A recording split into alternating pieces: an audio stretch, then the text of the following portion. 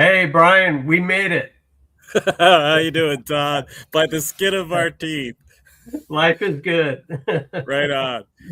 So I know you've got some Queen stories to tell tonight. I've got a Queen story or two. Let's get our obligatory weather conversation out of the way. Is it hot as heck there in California yet? Yeah, it was Yeah. not, I think it was 98 today. Right now it says it's 93. So yeah, the heat's about here. It's supposed to be 100 tomorrow. Wow. Well, we Yeah, just had maybe our first hot day was today, maybe yesterday, but not so bad, not 90 yet. So we haven't quite gotten to the heat of summer. So I'm glad about yeah, that. It's been a yeah. little bit rainy. I'm sitting outside in the backyard today doing a little bit of a different backdrop. So it's nice and cool in the backyard and it's still pretty light out. So Nice. we're doing good. Now, we've got a special guest. I don't want to wait too long and pull him on. We've got a really interesting conversation tonight, and we would love to have our guest join us. Is there anything you want to add before we have him come on, Todd? No. I mean, let's get Okay. right to. Oh, I would like to mention something about what me and you do. Yeah. Um, so one of the reasons that Brian and I started this webcast, stream, whatever you want to call it, is so we could highlight beekeepers, beekeeping businesses, because that's what this is all about, is helping everybody else out. Remember, we had the gals over in Kentucky that I Carly The, and the Kayla, label gals. Yep. the label gal. So, we had Jose at the beginning of the year, Jose Uribe with Uribe Honeybees. So we're trying to highlight businesses. Last 2 weeks ago was Matt over in Missouri, and he's got an awesome operation. So that's what me and Brian are trying to get across. We're trying to put something different out there. We'll talk And, about our stuff every once in a while, but we want to highlight people. So and that's all I. hopefully it inspires people out there who are Yeah, looking at turning their beekeeping hobby into a business, maybe a direction to go into, or maybe a direction not to go into, as you hear some of the folks' experiences. All yeah, right, and yeah. with that, I am really excited. We're going to have a great conversation tonight. We have Eddie Beshoner from Northshore Bees. Now, don't be confused. That's not Hawaii. You could or California. It could also be misconstrued as California. But Eddie, you are in Louisiana. You're in that area just north of Lake Pontchartrain. I'm learning my geography as I meet people across the country. Tell us a little bit about your beekeeping background, Eddie. I haven't been doing it all that long. I just kind of dove in really hard when I did it. I'm one of those people that I can't just stick my toe in. Like I get interested in something, I'm I'm with you there. Yeah. 100% or Yep. then some. You know, Yeah. I kind of was like we actually saw a YouTube video, my girlfriend and I, and she's like, "That looks interesting. Why look into it?" And I'm like, I will look into it. And somehow my father heard I may have mentioned it to him or something. I was looking in the bees, and he's, "Oh, you need to go talk to this guy, Danny, at church. He's been trying to get me to come see his operation for a long time." Hmm. And so I go over there, and he and I got along really well, and he'd been doing it for 20 plus years, and he was not doing well, like health wise, and I helped him that summer out, and he started talking about, "Hey, one day when you take over a business." Wait, I'm still in like I'm research mode, you know. Yeah. I'm Yeah. Yeah. sure I'm going to do this, and I don't know. I ended up he gave me an offer, made me an offer I couldn't refuse on his equipment and his bees, and so I ended up doing it, you know. And then I got 4 hives from him because that's what he had left at the time, and his extraction equipment and a bunch of boxes and stuff, and I kind of grew it. Our first year went from 4 to 7. Like this is harder than I thought, but it was a really bad year here. All the other beekeepers like it was rough. We had a late freeze, took out the tallow and everything else. It was a really rough year. And then the next year I went from 7 to 53, and now I'm sitting somewhere between 170. I'm probably around 175 right now. But I did that in 4 years, and Wow. uh, and I'm in this breeding program now with the USDA Bee Lab, and trying to breed VSH queens, and that's I kind of fell in love with the grafting. I was grafting year one. Like I said, I really dove in. Like I watched YouTube videos, but I read a lot of books and different papers, and that's what really hooked me was the queen rearing part of it, And then I just kind of lucky with Dr. Rankovich came and talked to one of our clubs, and I wanted to jump in on this program. Yeah, so for people that aren't familiar with the structure, there are several USDA bee labs throughout the country, and they kind of have a different focus. And there's one in Baton Rouge that focuses on bee breeding. And for quite a while, they've been focusing on trying to breed a bee that is mite resistant, that has behaviors that help them kind of fend off the varroa mite themselves. So people like John Harbaugh, Harris have been going through the USDA lab and have been doing all this different research. They've created the pole line bee, the queen that's supposedly suitable for pollination. That's what the pole stands for. So it's great for a commercial beekeeper. So very Italian genetics. They'll brood up really easily early in the year to get them ready for pollination, but still will exert some behaviors that will help them with the mites. And you got involved. One of the things, Eddie, I like to ask beekeepers, what's great about beekeeping in your area? And for you, it sounds like being in proximity to that bee lab and getting connected with that bee lab is one of those great things that's really helped launch you as a beekeeper. Talk about that experience. Yeah, I'm super fortunate to be able to have access to the bee lab, and it's not like I'm going there and doing work or anything, but we have access to talk to Dr. Rankovich, and that's Dr. Frank Rankovich. He's the one that's running this breeding program, and it's not just with us. Like he's doing a very similar thing up in Michigan. Okay. And there's some other places. He didn't tell me exactly where the other places are that he's doing it, but he came and talked at our club in Franklinton and was trying to get people on board, and just not that many people wanted to jump on board. And Kent Williams and that's Kent Williams in Louisiana, not the Kent Williams in Kentucky. I know everybody's going to think that that's the other Kent Williams, are kind of the ones that are sort of heading it off here. So we go to the lab and pick up cells. And actually, the last trip we picked up virgins too. Because when they found out we could deal with virgins, like, oh, we always have extra virgins, take those too. I'm like, all right, we'll deal with that. And the first year, I was just trying to distribute them as much as I could to the other people in the area, straight from the lab. But we get them a lot later than most people want to do splits here. And that was one of the big hurdles. Okay. So they were giving us breeders also to graft from. So Kent and I will graft from our stock to try to get stuff to the people that want to split earlier, so they can get it before the lab gives us the stuff. And then we'll replenish our stuff with the lab. And then we'll graft just from the stuff that tests really well on a Harbaugh assay the following year. And there's a little bit more to it than that. Like I try to put out yards all around me. I try to hand out queens all around my breeding yard in Folsom. That's been a little bit more of a hurdle than I expected. This year I'm finally getting more people that are close to me to take my queens. And the idea is if I flood the area with the drones, then it's going to help a lot in the long run, and I also cull out the stuff that doesn't test well, the stuff that washes high. When you say cull out, are you requeening or literally? I'm requeening. Okay. Now, and it might not happen this season. So the deal is we're supposed to, as far as the program goes, we're supposed to do 3 washes for 3 months for the stuff in the breeding program. What are you doing there, Todd?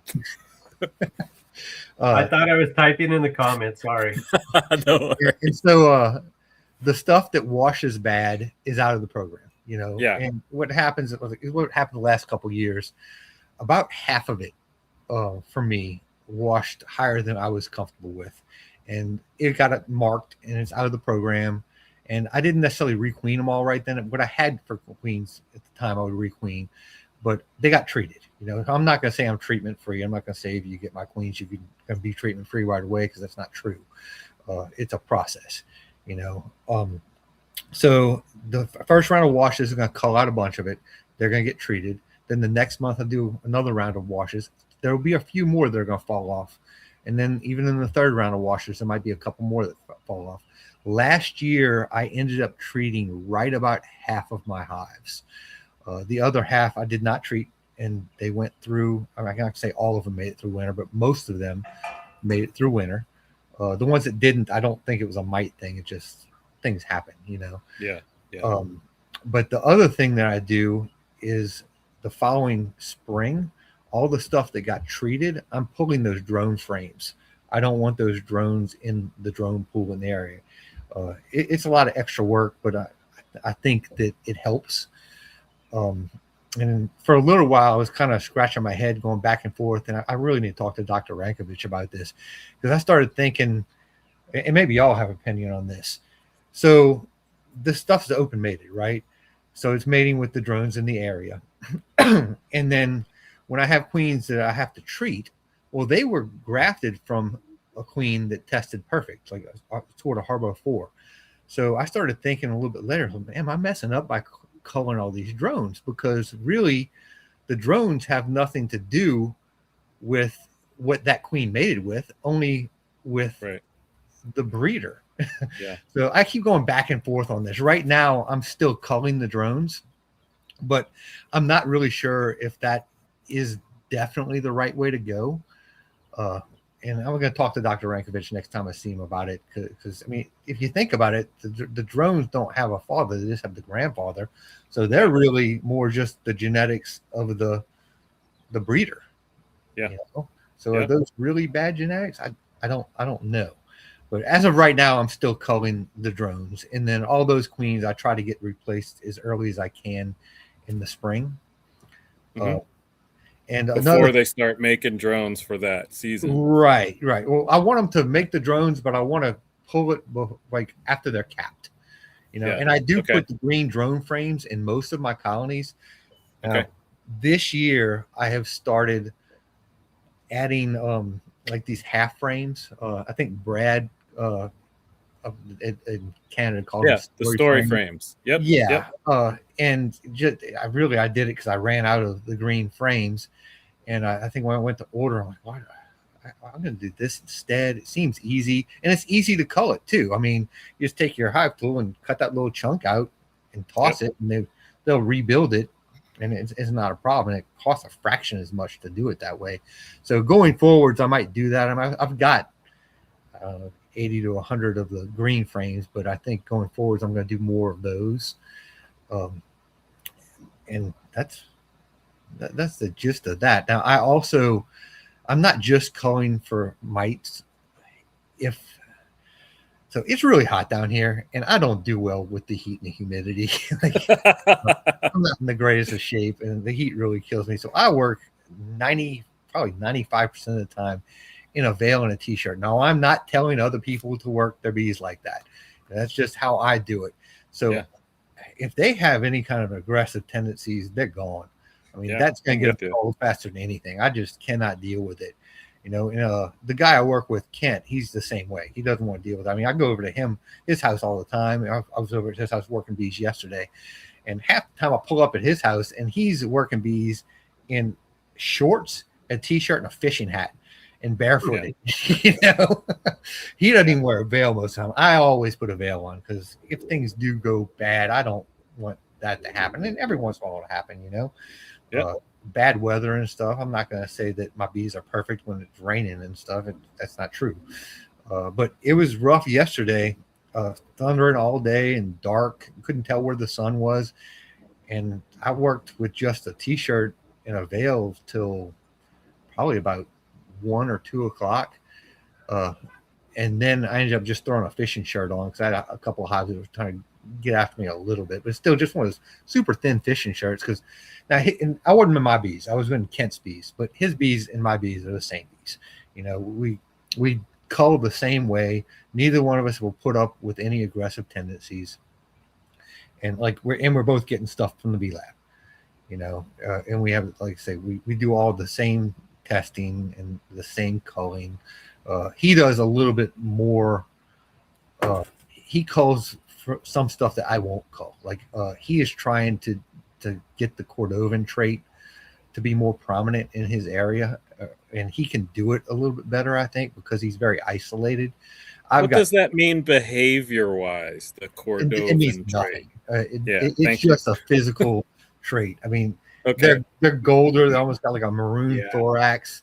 Okay. They really pop on the frames. Yeah. When you first put them in. Excuse me. If you don't have all Cordovan bees, So the stuff we get from the lab in Baton Rouge is all Cordovan, because Garrett over there selects for it because he just likes the way it looks. Right. So he's doing instrumental insemination, and he's just selecting Cordovan drones. So all of the F1s that we get from them are Cordovan. Now, when I'm grafting stuff, I don't get a lot of Cordovan. Kent is starting to get a little bit more of it, but like I say, he's really isolated. And I haven't been able to get a lot of people to take my queens until this year that are right around me. I do expect to start seeing that a little bit more, but it is a recessive trait, I believe. Okay. So it's kind of hard to hang on to that if you're not doing instrumental insemination. And I say it's just a physical trait. It's just what they look like. It doesn't have anything to do with their behavior at all. Okay. Thank you. I have so many questions. I'm not sure where to go at this particular time. Let's talk clarifying questions. So to clarify, you're getting either queen cells or virgin queens from the bee lab. Yeah, mostly cells. Okay, and then it's your job to get them mated or just push them out to other people? Both. So originally we were pushing them out, but the timeline was not working for the people locally here. So and for them, they'll take that. They don't care if you push out cells, virgins, or mated queens. No, I'm not pushing out the mated queens. Because that's too much resource for you. It's too much resource for me. Yeah. Okay. Yeah. I'll hand out virgins or cells.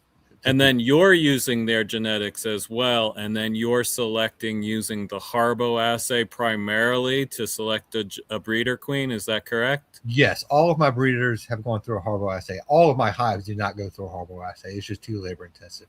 So we kind of weeded out with the mite washes, and then I just Harbo assay the ones that did really well. Yep. Okay. So I do have a question.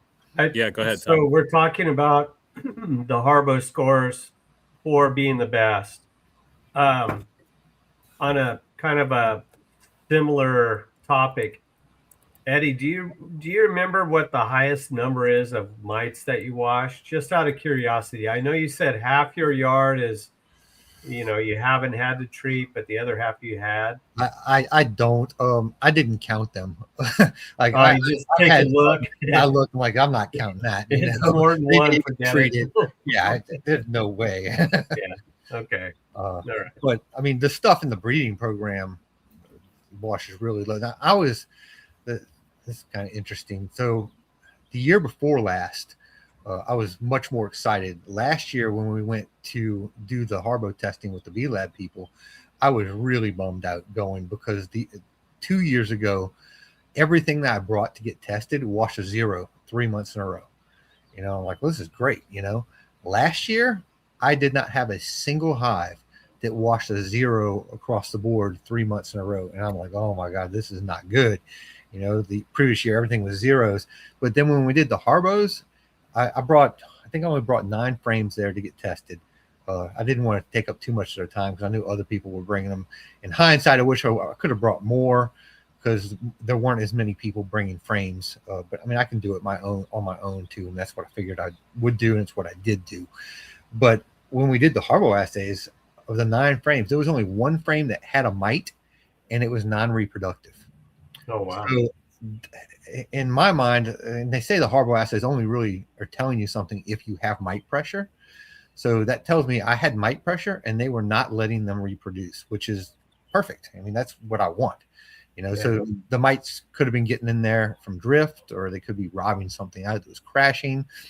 But the mites were not reproducing on the frames or in the colonies that I did, So that was a big relief, because I was so worried when we were going to do that. Like I said, I didn't have a single colony that washed zeros 3 months in a row.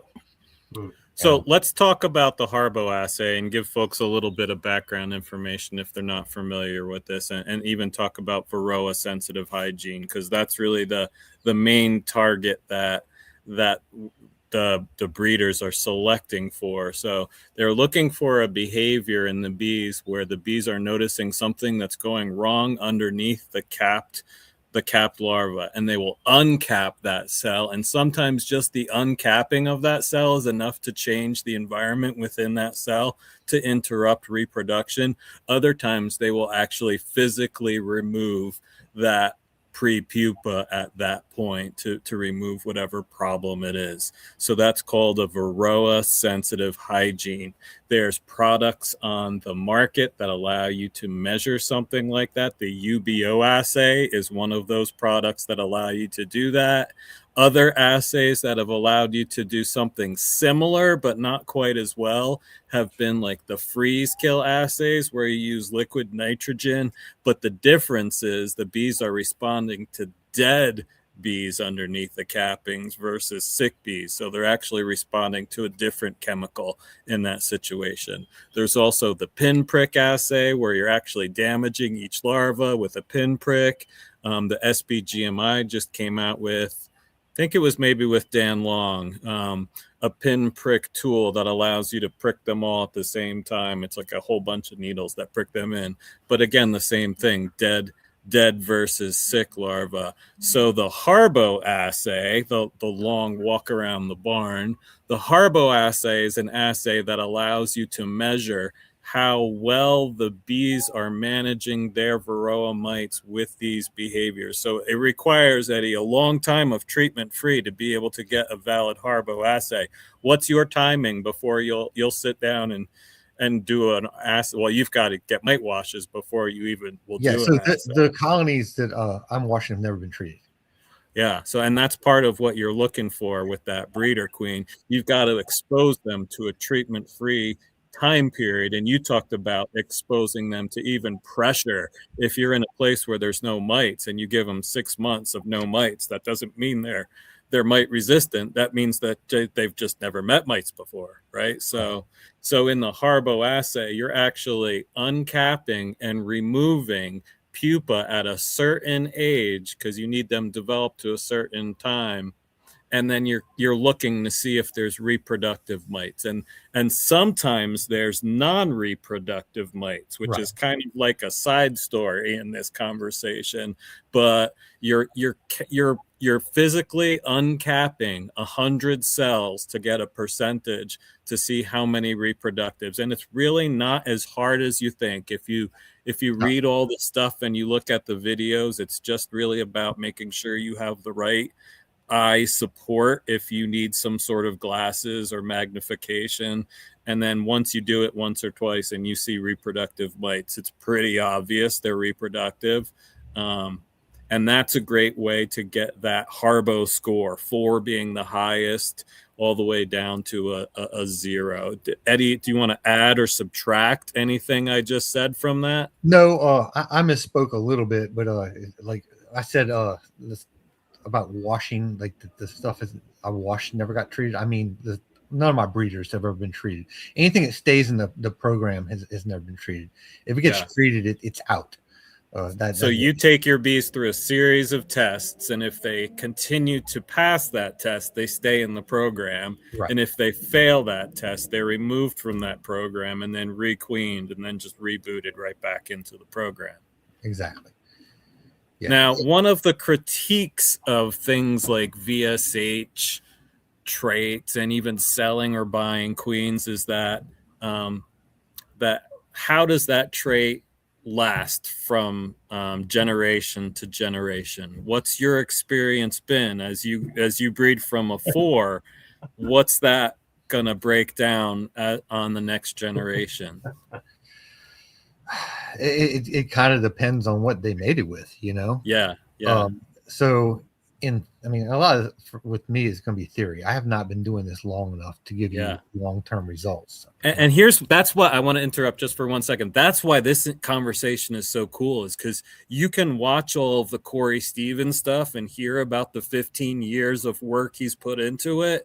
You're in year 3, so you can kind of see the work that you're putting into it to get to that place, hopefully, where he's at, where he's got it all dialed in. I had I got the cheat, Yeah. I was able to get the genetics from the B Lab, who've been doing this for like 20 years or something like that. I didn't have to do what Corey and some of these other people do and slowly weed it out. But what you're showing is it's not just buying it and putting it in your colonies and now you're good. It's a process that you've got to keep investing time and energy into. You have to keep doing it, because if you don't keep testing and just breeding from the right stuff, it's gonna go away.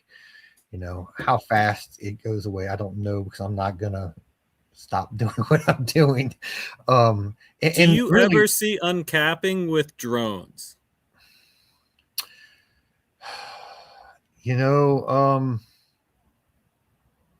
I really haven't seen much of that. But it's probably because I'm not really looking for it. The drone frames I'm going in to deal with are the ones that I know have to pull, and then they're going through the freezer, or if it's the story frame type of frame, that section's just getting cut out and tossed. Mm-hmm. I never really have looked. That's something I need to start doing, probably.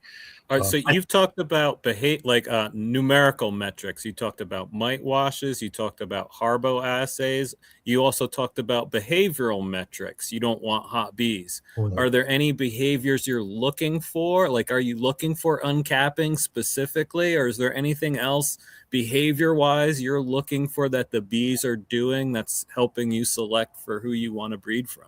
I'm not looking for the uncapping necessarily, but it's there. Like I just see it in almost all my bees. I see uncap and recap. Like you see stuff that's been uncapped and then capped again. It gets a little bit more of a dome on it.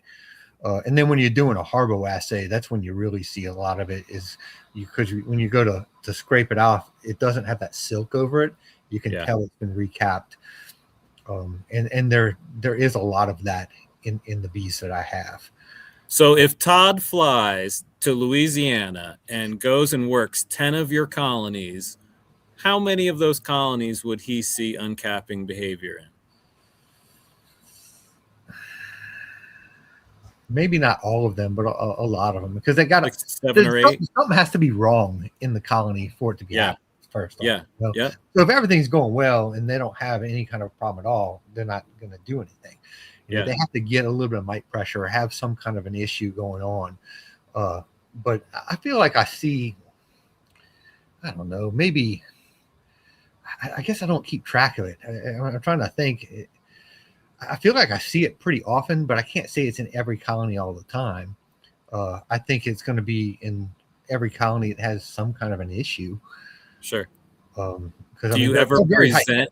Do you ever present an issue to see if you can provoke the behavior? Like if you have a colony that's has a lot of mites, would you put a frame of brood, like capped brood, into it to see what they do to a potential breeder?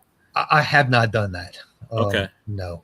And honestly, so it seems like a neat thing to do, but I'm a one-man operation, and especially lately, it feels like I do a whole lot of hustling to try to just keep up. You had some swarm issues this spring. I know. Swarming was out of control for me. I made a mistake in the previous years. I would go through when it was time to do splits. I would just knock everything back to like 3 frames of brood, and then just everything else I'd just make small 3-frame nukes out of it, would turn into hives, and that was how I was growing. This year I decided, no, I'm not going to triple in equipment, so I'm just going to split as they need it, and I was not able to stay on top of that. That's hard to. I've done that too. You can't keep up. And this year it was just out of control. It hit hard, and I was in them often. Like I went through and I'd be checking them, And I really think that you almost have to check almost every 5 days, because that's how long I think it takes. So if you go in and inspect a colony and then they decide they're going to swarm, like after you inspect it, in 5 days, they can be taken off. Yeah, I so agree. you're not back in 5. It's not always going to be 5 days, but I feel like it's right around the time that cell gets capped. A lot of times they're taking off. So I missed a good bit of them this year. Next year, I'm going to go back to what I did before and just knock them back really hard. As soon as I see the first signs of it, everything in the yard is going to get split down hard. Yeah. And maybe I combine stuff again back before the honey flow or something. But it wasn't just my bees swarming. Like I caught a lot of swarms that were not my bees this year. So it wasn't just me having the issue, and this year is the first time I caught a marked queen in a swarm that wasn't mine, that I knew wasn't mine, because it was marked blue and it wasn't the blue I was using. Like it was a sky blue. And I marked a dark blue. I'm like, oh, I caught a marked queen that wasn't mine. That was interesting. But yeah, and this year it seemed like the swarming started early, and then it's just been a rough year. We had a dearth when we don't usually have a dearth. So the privet usually comes, and it's a big buildup flow for us, and it just didn't happen. We had a drought during the privet, and we had robbing during the privet flow, which just does not happen down here. And then all of a sudden we got a ton of rain. I'm like, all right, we got all kind of rain for the tallow. It's going to be great. And it just never stopped. And then the swarming picked back up again. I'm like, what is going on? Like any place I put up a trap, a swarm went in. I put traps in storage and swarms moved in. I can't keep track of it. Do you sell honey too, Eddie? A lot of people who raise queens see honey as a byproduct that gets in the way of doing what they want to do. No, I want to make a lot of honey. In fact, I'm not going to make near as much as I would hope to make this year, probably. But I'm going to pull honey tomorrow. We're going to see what it was. How do you sell your honey? Mostly at a market. I go once a month to a market that's right down the street from me. And then there's a couple events that are annual events that I'll do. I do a fair, the school that I went to like kindergarten through 8th grade at. And I'm gonna probably pick up a couple other. They're the ducks away. Yeah. Sorry. That's all right. And word of mouth. My parents are always bringing stuff to people at church. It seems like, and I get calls from people that have tried my honey from other people, and I'll meet them someplace on my route between yards sometimes, and if they want honey, or I post today, the first Sunday of the month at the farmers market at the Beaver Springs. I'm there. Not right now because I don't have any honey, but I'm going to be back starting in July again there. So you're at a place probably every year you've gotten more and more honey because you're growing every year. Right. What's your biggest harvest been? I'm assuming last year. Last year, and it was not very big. I only harvested like maybe 60 gallons. Okay. And then like I bought buckets from some friends that I trust. In fact, the one I got the most from, I work as bees all the time, so it practically it's the same bees, and I got what I could until I ran out. I just couldn't get any more. And I'm iffy about buying honey from somebody I don't know.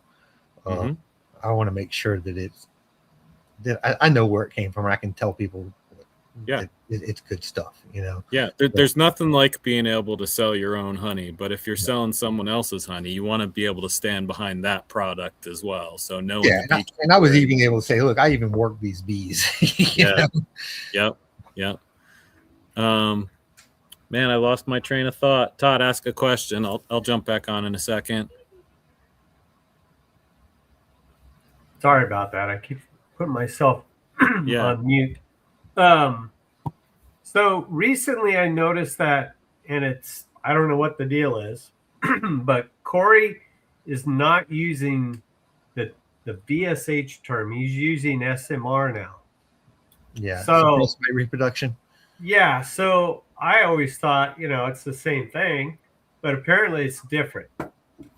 It's what it started out as, is SMR, and then they changed the name to VSH. I can't remember why they did it. Oh, that's right. It did start SMR. It started as SMR Yeah, originally. yeah. And then recently Corey went back to SMR, and it's probably because there's so many people that Doing are BSH. doing BSH. I don't know that'd be my guess. Yeah. I think it's basically the same thing. Mhm. BSH stands for varroa sensitive hygiene. SMR stands for suppressed mite reproduction. I mean, they're both doing the same thing. I Same think. thing. Yeah. So I remembered my question. Thank you. Thank you, Todd, by the way. You're You helped me welcome. get back on track. That was the perfect question. So in a breeding situation like this, documentation is really important. How do you document so you're knowing what takes, like, how do you keep track of all your documentation? I just changed this year because my system last year ended up failing me this year. So I used to write on the lids. Okay. And I'd use the previous year paint markers for marking the queens, and that let me know what year and stuff I did it on. I'd take notes on the lids. The lids started getting kind of messy, and then somebody, I don't remember who did this. Even if I did, I wouldn't call them out. Like, why don't you just use the Sharpie? And you always got one on you anyway, and that's a good idea. And I used Sharpie, and it wrote easier, and it looked better, and it's a lot cheaper than those queen marking pens. So I switched over to the Sharpie on the lids. Well, come this year, everything that was written in a Sharpie disappeared. Now, luckily, I have a binder that I go through, and I'll jot down all the important stuff in that binder. In fact, I meant to have it with me, but it's in my honey house right now in case I needed to reference something there. But my colonies are numbered, and they're numbered because of the binder, so I can look in the binder and see the number. And like, I don't every day go back and transfer everything in the binder. How do you track the breeder queen? How do you know when you look at a colony where that queen came from? That's going to be in the binder. And I honestly, I'm not caring as much about whose daughter, as long as I'm just breeding from stuff that is scoring well on the Harbo assay. And so far, everything's just been a Harbo 4. I haven't had I know evidently Harbo 3 is considered a breeder too, but as long as I have nothing but Harbo 4s, I'm just going to breed from the Harbo 4s if I got enough of them. Sure. I don't see any reason why to breed from a 3. I thought about keeping better track of that, and I guess I kind of no, I don't really have a system in place for that. I might do it next year. I have noticed people that do what I'm doing to keep much better track than I do. Like I've seen certain people like Ryan Wilson does pretty much sort of same thing. He does a better job. I will admit he's been doing a lot longer than I've been doing, and he will put all of the washes of a queen. It looks like you can maybe pick the breeder you're getting your queens from. I am not to that point. Each week I will graft from 3 different breeders usually. And right now I'm not getting rid of enough queens. I'm trying to figure out what to do with a whole lot of queens every week. I've got a huge overflow because I have no idea how many orders I'm going to get. And when I get an order, I can't graft for that. I had to graft probably 2 weeks ago for that order. So I keep them running. I have scaled back because it started getting ridiculous where like I got 100 extra queens I don't know what to do with. I'm calling everybody up. Anybody needs anything, and I feel bad that I'm trying to make all these splits that are too small. Eventually some stuff's going to end up just going to alcohol as a tincture, and I really don't know that a virgin queen does you any good in that anyway. So I kind of got off on a tangent there. I forgot what the main. So do you have specific quotas you've got to work with the USDA lab, or do you have any requirements or parameters or anything like that? So the requirements are that we do 3 mite washes 3 months in a row. And that's about it. And then come to the day that we have over at Kent's house where so Dr. Renkovich and some other people from the lab will show up with their equipment, and they'll set up it's just like a screen tent with some tables, a couple screen tents with tables, and we will hand them frames, and they will do the Harbo assays, and some of us will be in there doing them also with them, and then taking notes on which colony. All the frames have to be labeled, so whatever Yep. colony number they come out of, you write that number on the frame so that they can keep track of it. Yep. And then they give us the data a couple weeks later, but I mean, we just ask them, they tell us right then and there how our frames did, and most of them have been really good. But again, I think there's a little video out there that I put up on Facebook where I filmed Dr. Rankovich talking about it a little bit, and a little bit it's a little misleading because we're only right now testing the best of the best, and Right. That's why almost everything we bring is really good. If you went and took a random sample from my apiaries, it wouldn't look like that. Like I said, I had to treat half of the stuff. So if you just randomly start grabbing frames, you're probably going to find some stuff that's not going to score a Harbo 4. But I'm only bringing the stuff to test that washed really well. So I'm bringing the stuff that I expect to do really well. Now, this past year, like I said, nothing I brought washed zeros across the board. I had some that, because I wanted to bring at least 9 frames. I had one that washed a 7 in the second month, and I was like on the verge of, I don't know, I might have to treat this one. I was like right on the cusp, but I had so few. I'm like, I'm going to let it ride and see what it does the next month. And that was the second month that it washed a 7, and then that following month it washed like a 3, I think. I'm like, all right, it's going the right direction, but still I had mites, so I was worried. I didn't think I was going to have a bunch of Harbo 4s. I was shocked that all of them were Harbo 4. And then like the following week, I did a bunch of assays on my own, and everything that I did assays on scored perfect because I still had a pretty big chunk that hadn't been treated. And I started look back at my washes and like, all right, I'm going to go grab the next 10 that washed lower, that were under double digits. And I didn't find a mite in anything that I checked on my own. And so when Dr. Rekovich is doing it, they're only pulling 100 pupa out. I believe when you really do a Harbo assay, if you don't find anything in the first 100, you're supposed to do another 100. That's correct. So, but if you find a mite and it's not reproductive, then you're okay to stop at 100. But they only do 100. And so I kind of felt like I wanted to see what was going to happen if I did 200, and I didn't find a single mite in any of the stuff I checked doing 200. I'm like, oh, that made me feel a lot better. Yeah. What advice do you have for someone that's wanting to get into like mite resistant genetics just right from the start? What advice do you have for them? So first off, you're going to have to get your stock, find somebody you trust that has got some VSH queens, and bring them in, and then you got to test.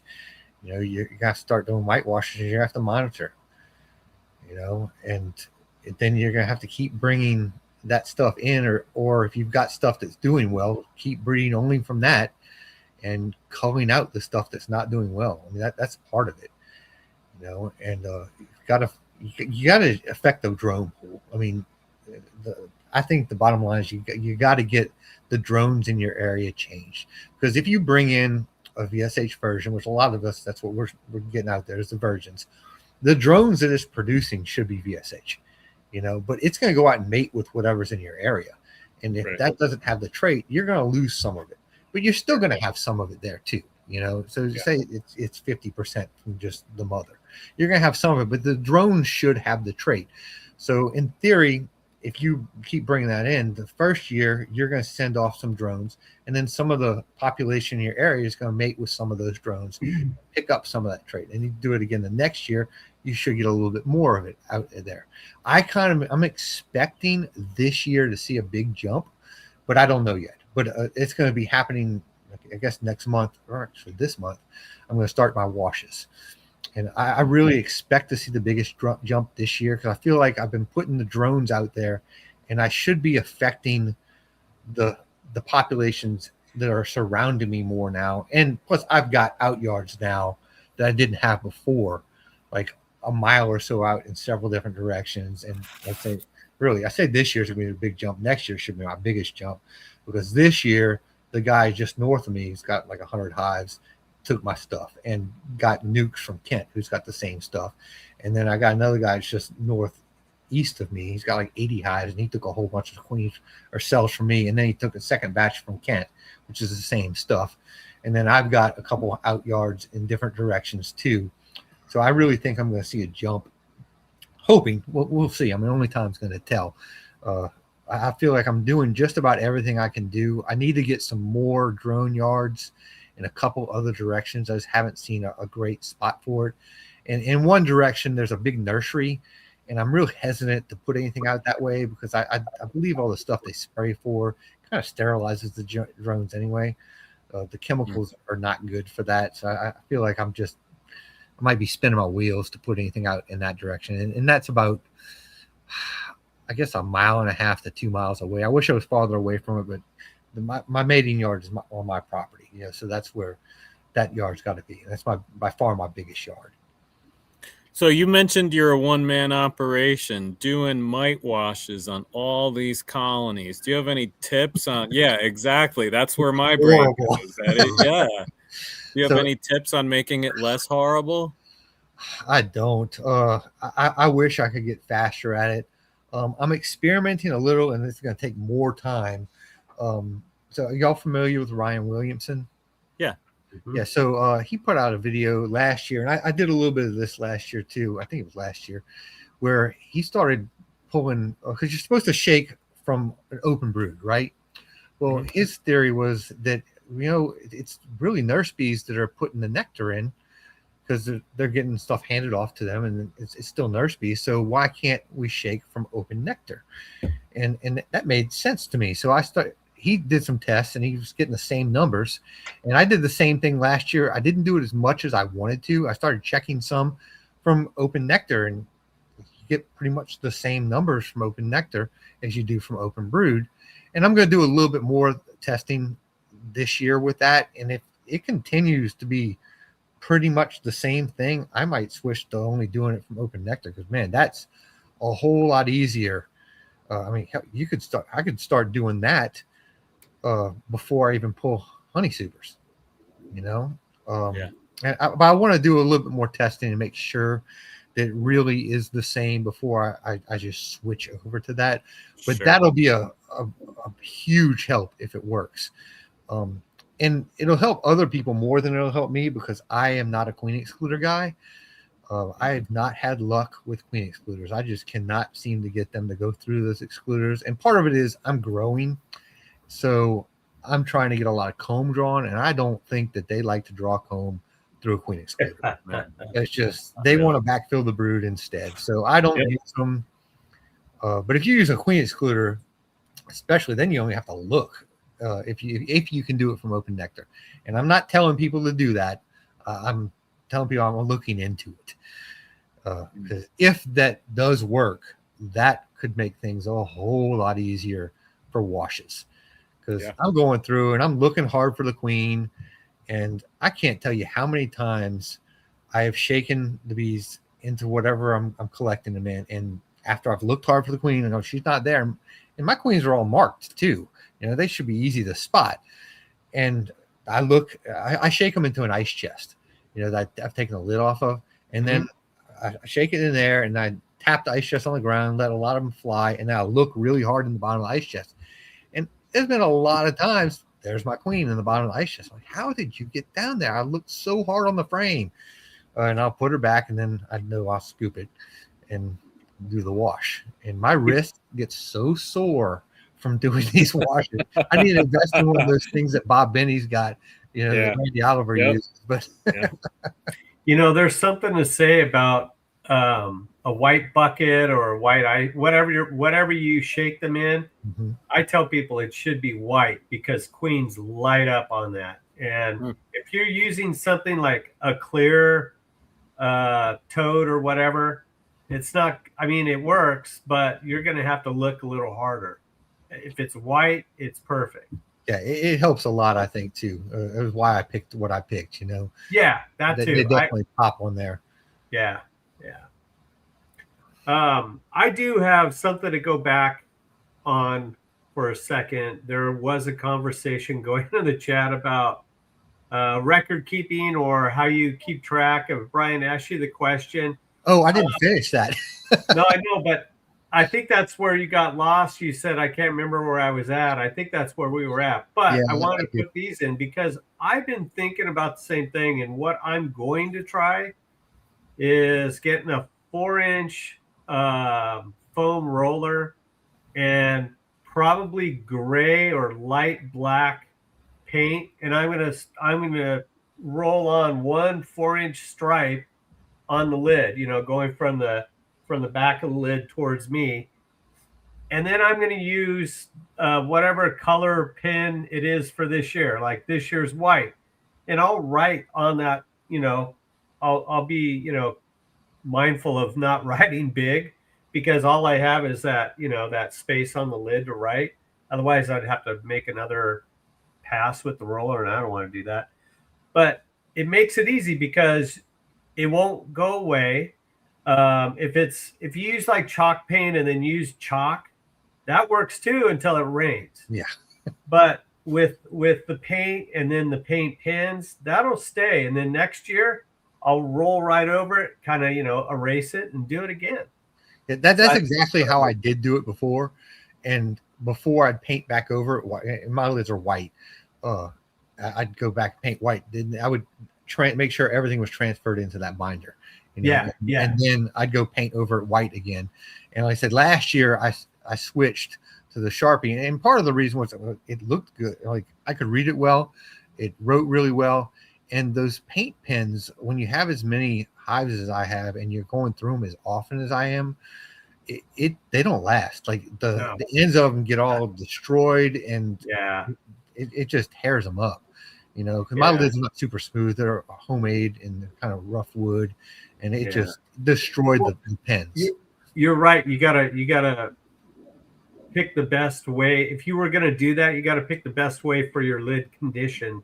So, like you said, if it's rough or it's got a bunch of ruts in there, maybe you don't want to do that. But that's why I have smooth lids, so I'm going to try that. Yeah, so this year I switched to I copied Ryan Williamson actually, and I'm putting blue tape on the side of the colony, and there's pros and cons to it. It's easy to write on there on first when it's on the roll, and then you put it on there. But then the next set of notes, I'm all crouching down to write on it, and I'm not loving that. It is easy to see, and it looks like it's lasting.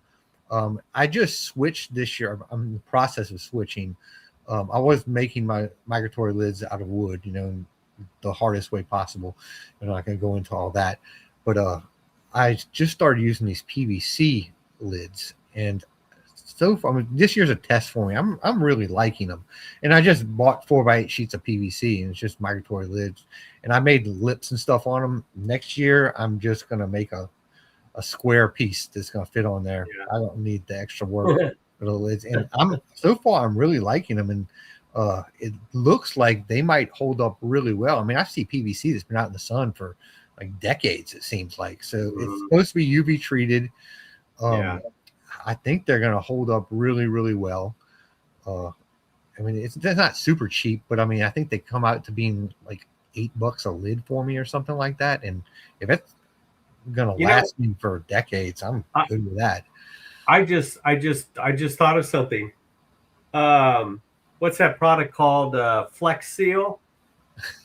They have that Flex Seal paste. Like if you want to spread it on your basement walls, so you can cut the sweating or water intrusion. You can put that on your lid if it's rough and make a smooth surface, and then you can paint it black again the next year. I thought of that. I don't know why.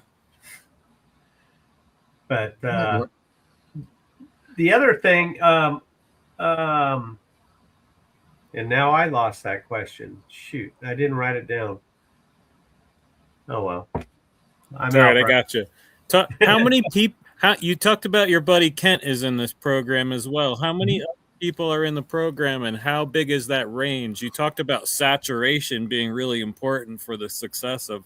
So this is the crazy part. I think that officially Kent and I are the only two people officially in it.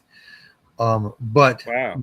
we're giving the stuff out to several other people in the club. Like the Okay. guy that used to be Yeah. the president, he's been regular with it. And I mean, it's not very many people that officially in, but both of us are trying to flood the area as much as we can with the Yeah. genetics. You know, And they're you not said all this coming is and doing the assays, but we're pushing it out as much as possible. And right. when we talked to Frank a couple months ago, we were talking how we're trying to flood the area, and we're trying to make it a little bit bigger kind of program and really push a lot more out there. And he wants to start doing genetic testing between Baton Rouge and us, and he wants to see where, because they can see with the genetic testing, they can see that it actually is pole line. Excuse me. And he's kind of hoping that it kind of tapers off slowly, and he wants to see how far he's hoping it doesn't just go like that. I don't know when he's planning on starting that. It's probably going to be like at the end of the official program, I would guess. Yeah. He's got to give it enough time for it to get spread Yeah. out there. But he's kind of excited about the opportunity to see how far they're spreading out, you know. Yeah.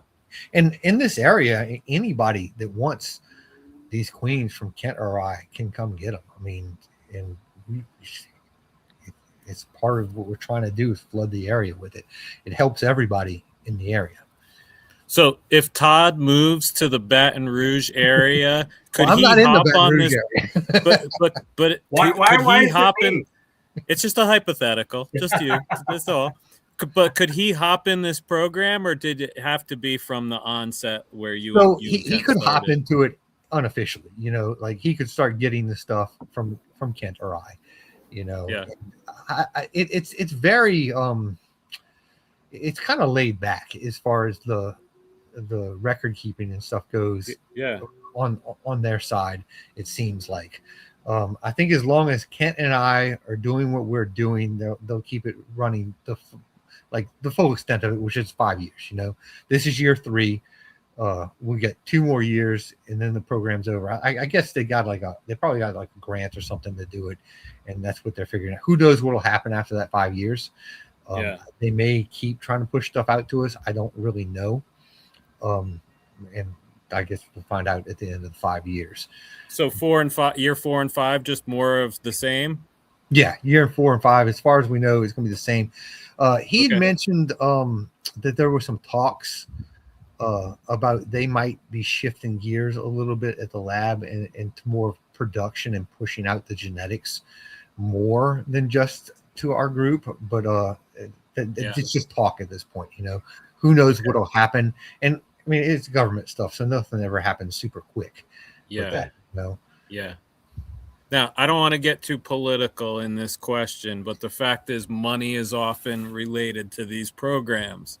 And money recently in our recent administration has shifted directions. And science is one of those directions it has shifted away from. Has your program been impacted at all by the change in like grant money or anything like that? I don't know a whole lot about all that. Okay. So we did get affected by the, I guess the shutdown. Like we could not get in touch with anybody at the lab. Yeah. When that happened, but okay, I'm not I'm not privy to what's going on. Yeah. That deep into it. I mean, we go to the lab and we talk to a few of the scientists there, you know, but I'm not there on a regular basis. I go 4 or 5 times. So what kind of training do they offer to you, or is it just show up, get the queen cells, send you on your way? No. Well, I mean, when we go to queen cells, that's pretty much how it goes. But sometimes I'll always try to talk to them a little bit if they got time, you know. Yeah. I thought this year I was going to get, and it may still happen. I'm hoping that I hear from Garrett to go sit in on the instrumental insemination stuff. I'm not sure I want to ever really do it, but I'd like to just watch it and learn a little bit more about it, just to know about it, you know. Sure. It seems like it's very labor intensive. Ken has been trying to push me in that direction. It's like, man, you need to learn how to do that. You really be able to control your genetics. And that's true, but that's a whole nother skill set, and it seems like a lot of work. The drone harvesting and stuff looks very tedious. I mean, I'm sure you can do it. Just put a queen excluder on the front of the correct hive. I guess you're doing it, but I don't know enough about it to really talk in depth on it. Like I said, when we talked to them early in the year, he was talking about giving me a call the next round that it happened, but then a lot of craziness was happening at the lab, and I don't know all what was happening. There were people let go and then brought back on, but I know that there were some cuts going on, and there was still a little bit of tension, it seemed like, but I don't know exactly what was happening. But it sounds like from your experience, your program has continued the way it was planned from the beginning. There has as far as I know, it's all going. Right on. And can continue going, you know. Eddie, tell us a little bit about your business. You talked a little Yeah. bit just there about maybe going the AI route. Like, where do you see yourself going as you develop your business? Are you going to be a queen seller? Are you going to be a queen breeder? Yeah, I mean, I'm trying to be a queen breeder, and I'm Yeah. trying to. I don't think I'm ever gonna sell mated queens and ship them. I'm just not big enough. I can sell more mated queens locally than I can make, so I just don't see the point. And then there's some debate on whether or not you can really damage the sperm shipping the queen. You know, so virgins seems like the way to go for me. You know, I can make way more virgins than I could ever sell. Now, I'd love to get to a point where that's not true, but I can't imagine that ever happening, because I feel like I could produce almost an infinite amount of them. It's not hard to produce a lot of virgins, you know, just run a bunch of cell builders.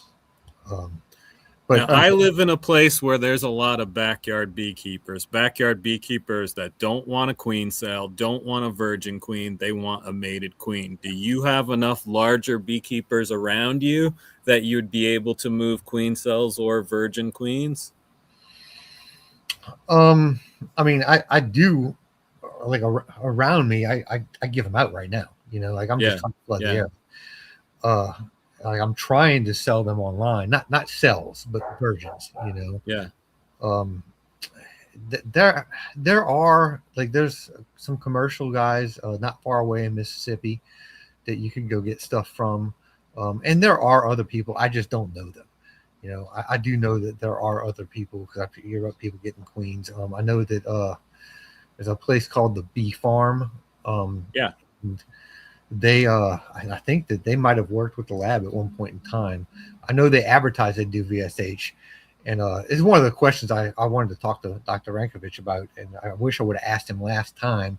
And I wouldn't want to throw anybody under the bus with this. I just want to know for myself. He was talking about how he's seeing a lot of people talk about having pole line, and he's like, well, if it didn't come from us, it's not pole line. He called somebody. He's like, well, how are you?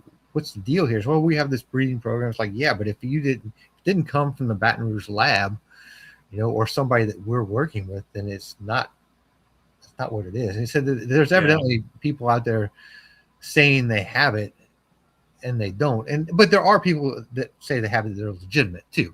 And I'm not even saying that some of the people saying they have it that don't are selling bad product. I think that when the video went out of where Bob did the testing and showed, hey, we got this stuff, excuse me, and I think that really all of a sudden made pole line something people knew about, you know. And Frank sent him breeders. Like Bob was getting the same stuff that we're getting from the bee lab in Baton Rouge. Now he was getting some pole line stuff from someplace else also. I don't know where that was, and it might have been legitimately pole line. I don't have any idea, but I meant to ask Frank if he might not even tell me. I mean, who the people were that it really is the pole line, and which people might not be. And I say he might not want to throw anybody under the bus either. I just kind of am curious, you know. Yeah, and it, you know, it's a lot of times you can go to the grocery store and pull something off the shelf and know exactly what you're going to get. That's what the grocery store is for. That's not the way queens are. And a lot of times we try to package them in ways so the customer understands exactly what they get. And buzzwords are powerful. and using something like Pole or VSH to attach to a product so your customer has something to hold on to, I think can be helpful. But like your point is really well, like when is it no longer Pole? When it's down the line generationally, when you're kind of working that into your, when do you get to say your bees have that trait? And I don't know, that's a tough one. I saw someone the other day call theirs Pole Line 2.2. What the heck does that mean, Eddie? I don't know, but I've heard that too. It might be a thing. I don't Yeah. know. Okay. I just know that we're getting the most current version because I mean they're constantly working on it. I mean, it's not like they developed this at a certain time and that's what it is. I mean, they're always it's a constant culling and selecting for the traits you want, and it's always evolving a little bit. That's my impression of it, you know. And do you know maybe, if the bee, sorry, go ahead. I was going to say, do you know if the Bee Lab is working on any other genetic lines? Like from my personal management needs, I love the mite resistant part, but the Italian early brooding up is something that's not really fit into what I do as a beekeeper. So if I were to incorporate these genetics, I'd be like trying to get the pole line part out and putting them into my more darker behavior type of bee. Do you know what I mean? Yeah, I don't know that they are. If I had to guess, I would say no. Yeah. Because so the best way to the only way this works is if commercial guys are on board, right? That's right. So And I totally get the logic. Have Yep. the most bees, and what do they need? They need stuff that's going to brood up early to be able to go That's to right. almonds in February. That's so right. they want stuff that's going to grow quick. So I think that's the reason that they're heavy Italian. Yep. I agree with that completely. If they're wanting to make a sea change in the industry, they've got to create a product that appeals to the people who have the resources that can make a shit ton of queens to push out to the industry to make that sea change. Yeah. Like me or you can make a tiny bit of a change in our little microclimate, but someone with 10,000 colonies can really impact the genetic makeup of that area Right. versus And if you can't 100 get of us. those people to ever take your stuff, then you're never going to make a big dent. So you've got to have stuff that appeals to those people. And Frank is working with some commercial guys. I don't know what commercial guys, but there are some commercial guys that are using the pole line stuff, and it's evidently working out pretty well for them. Do you ever cross reference your data with other like UBO or pinprick assays? Or I haven't. I've thought about doing the UBO thing just to see. And I may end up leaning that way in the future. I'm not sure. I look at it as a cost thing too. I don't know what that costs now. When it first came out, it was a little bit on the pricey side. Yeah. And because I'd be wanting to do it to a lot of colonies. You know, the mite washing, I guess I wouldn't be UBO and everything. I'd call out first with the mite washes, and then that would possibly take the place of the Harbo assay. But I mean, the Harbo assay doesn't cost me anything to do. That's right. Other than time. I mean, it does take time, but it doesn't take as much time as people think. I mean, it really is. It's not that bad. It's a little bit tedious. Like if you're somebody that doesn't want to sit there and uncap and pull out hundreds of pupa, it's not for you. Because I mean, it's tedious, but I was shocked when I started doing them by myself at how quickly it went. It wasn't bad at all. Buddy Kent printed this little tray, and it's got a bunch of little boxes in it. You put 5 in each box, and then you're at 100, and then you just dump the box, and you don't even have to count anymore. You're putting them in there, and it's pretty quick.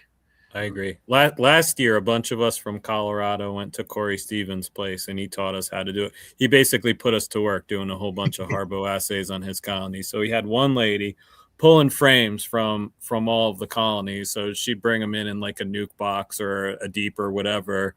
And then, we'd pull a frame out, go through it, and then put it into a box, and she'd bring them back out.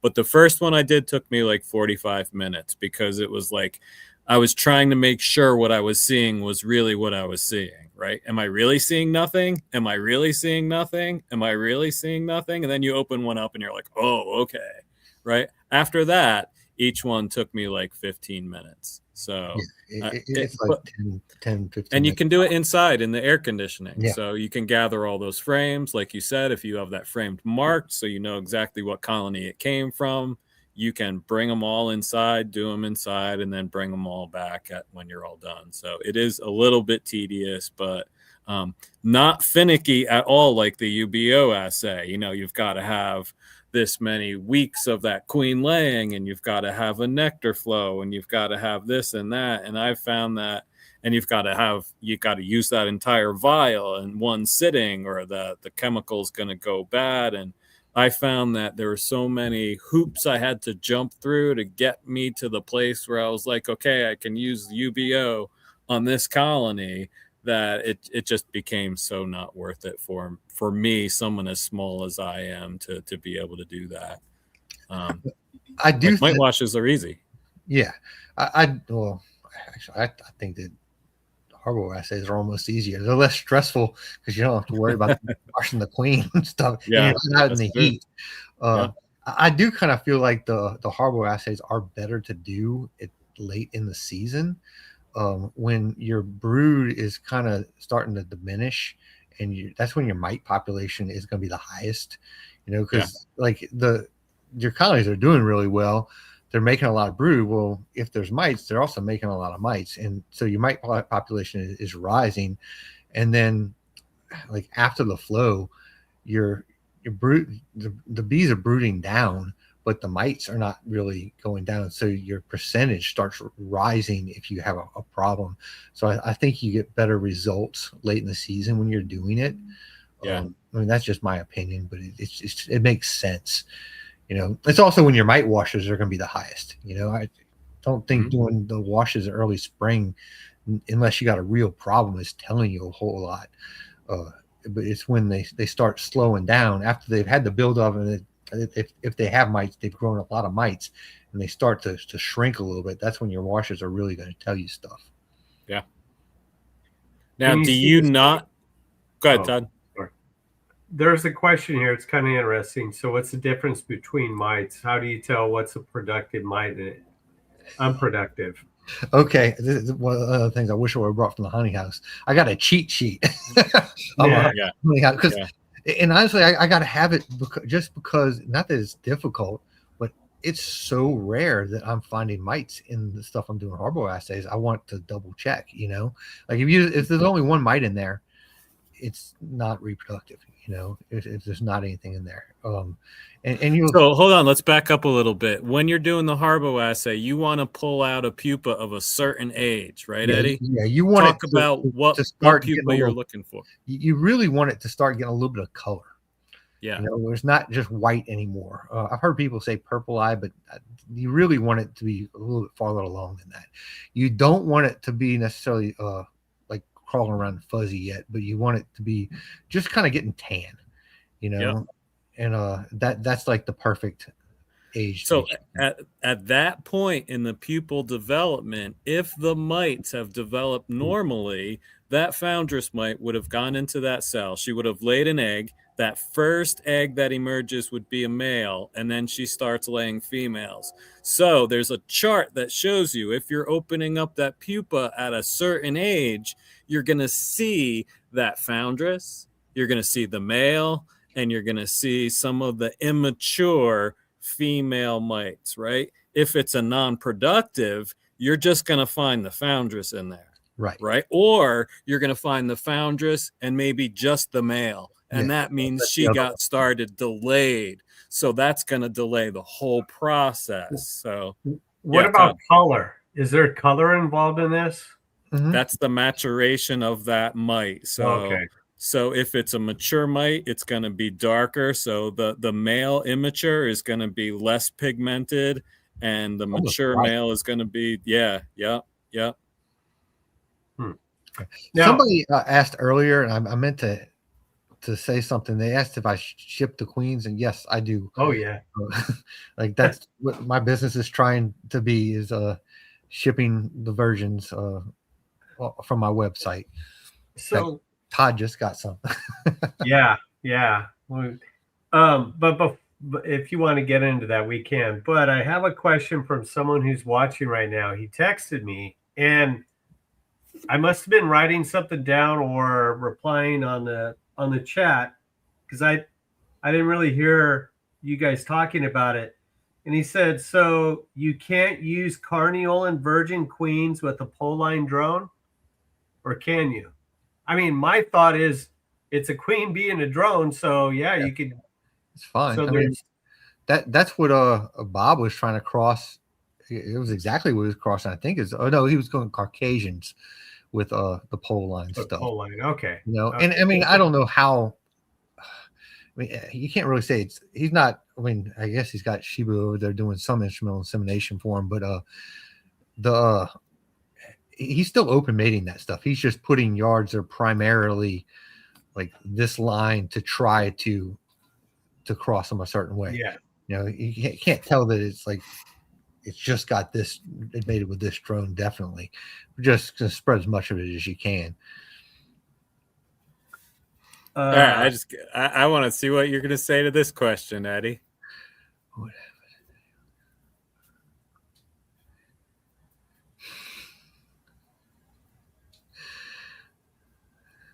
Most of them probably would not make it. Yeah, some of them might end up attracting a little ball of bees and survive, but I don't think that most of them probably would make it. Now, you got a queenless hive or something, or a cell builder, unfortunately.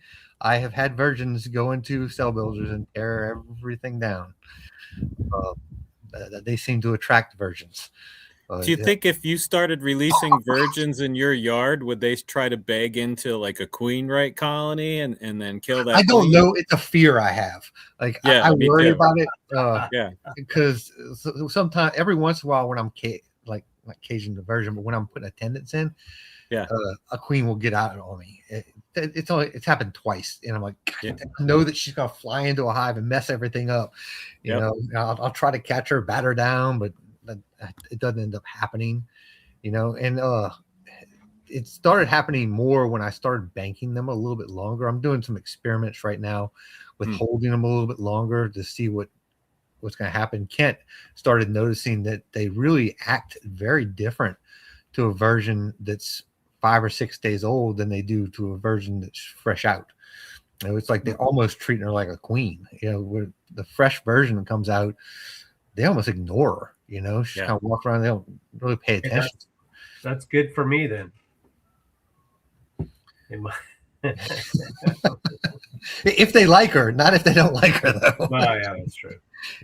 So I told Todd this story yesterday, but I'll tell it to everyone tonight. So I had a lady who needed a queen yesterday. So I have a little, like a blue cube Lyson mating nuke in my backyard. I go to pull her out. And I'm terrible at handling queens. I find her. I'm fumbling around. I'm like picking her up and dropping her. I drop her on the ground. I'm palming her, trying to get her in. Finally, she gets fed up with me and just flies off. She just flies right in the direction of 5 other colonies. And I was like, God damn it. I just closed the thing right up, walked away. I'm like, she's either going to come back or she's not. But I wasn't worried about that colony. I was worried about the colony that she was going to try to fly into. But she came back. I checked it today, and she was back in there like they probably do most of the time, which I knew.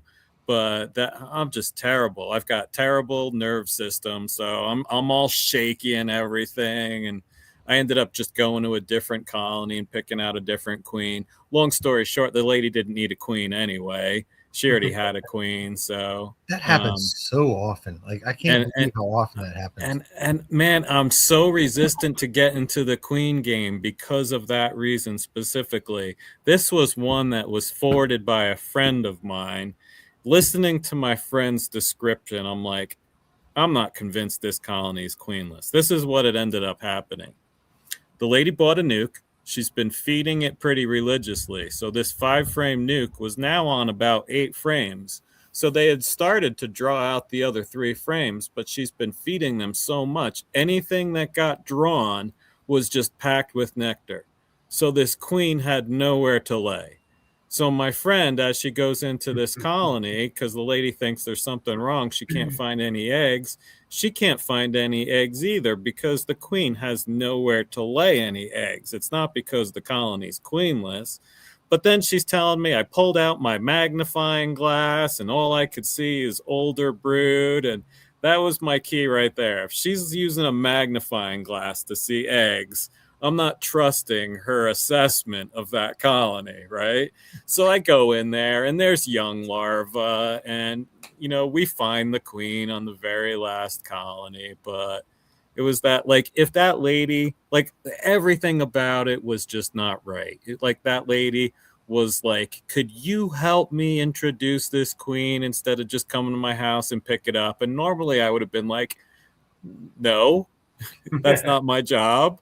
But I could just tell, that this queen was going to die if I just sold this lady this queen. So I went to her house, went through the colony, was super nice. She was a great lady. So I got to meet someone really nice. Didn't really make any money that day, but man, how many times do you sell someone a queen? And especially the backyard beekeepers. And I've been there. I've done the exact same thing where you buy a queen and you introduce it wrong, or you buy a queen, you didn't need it. It's a hard game. It's Eddie, it's a whole lot easier to make someone happy with a jar of honey than it is with a mated or even an unmated queen. It's a tough product to get. What's your plan? How do you coddle that customer to help them through that process? Because you can't go out and spend an hour going through everyone's colony to check and see that they still have a queen. Like, that was above and beyond for me yesterday. Yeah. You can't really. I mean, I try to tell people to prepare the colony ahead of time. Like, when people are buying stuff from me, a lot of times they requeen. Yeah. And, I don't like to put a version. Like, I don't want to just go requeen a 10 frame double deep with a version. I don't think that the success rate's going to be really high. I try to ask people, look, have some 5 frame equipment, pull yourself a strong nuke out of that hive, let the old queen keep going, chugging along. And then in that 5 frame nuke, you're going to let all the foragers fly back to the original location, make sure there's plenty of bees in there, and they're all nurse bees, and leave it for a week, and then come back, like, time this, like, do this a week ahead before the queen's showing up. And go in, knock down all the cells. They should be hopelessly queenless now. They don't really have anything that they can make a queen out of anymore, and they're going to be much more accepting of what you're giving them. And this should work with mated queens too. I mean, not just virgins. Virgins just can be a little bit trickier, I think, but I think the success rate's pretty high if you take the steps ahead of time to prepare what you're doing. I'm not gonna say it's 100% because it's not 100%. And then let her lay in that nuke for a while. Like, give her a month in there, let her get going, let her get mated, leave her alone for a couple weeks. Let her get mated, let her lay for a little while, and then when you're ready to requeen, go in, find that other queen, pinch her, and drop that nuke in it. And if you want to be super safe, go ahead and cage her up when you do it. I mean, I will just drop the nuke straight in. But, I mean, I have heard people say, well, that they have gotten queens bald like that. But the idea is you're putting her in with 5 frames of her bees, and not all the bees in there she didn't lay, but they've accepted her. They pretty much are her bees, and there is going to be some of her brood fixing to come out. I feel comfortable just dropping it in, but now I'm starting to tell people, go ahead and cage her just in case, and put that nuke in there and let them candy release her. By that time, there's no reason why this should be a problem. Yeah. I requeen with a nuke all the time, but I honestly don't know the success rates of it. I think they're pretty darn good, but I have no data to back that up. Yeah, I think it's really good too. I can't say it's worked 100% of the time, but I can't think of a time that it hasn't worked. It seems pretty high. Like, I feel really comfortable telling people to do exactly that. Let it be queenless for a while, requeen the nuke, let her get laying, and then drop the nuke in. And like I said, I just started modifying that and telling them, go ahead and cage her up and let them candy release her. It's just an extra cautionary thing. I mean, it can't hurt anything to do that. Before we forget, Eddie, let's go over your website, what social media you're on. But before that, when does your season start and when does it typically end? Like our bee season, or when I start doing Well, queens? when your business, when does your business start? When does it end? Honestly, in a typical year. It depends on the weather. Yeah. So probably March. So beginning of March, middle March, what? Probably middle March. Okay. This year we had a little bit of an early start, I think. Yeah. So I'm hesitant to ship versions places or ship versions to people early because I don't want them thinking, okay, it's okay to get a version right now because they're selling versions right now. You need to have enough drones. Like in your area, there needs to be enough drones flying around. And on top of that, if you're feeding your colony early, then your colony is probably going to be ahead of the stuff that's out there in the environment. So it's not necessarily a great judge for like, oh, as soon as I see purple light, it's okay. No, that's not okay. You want to see sexually mature drones.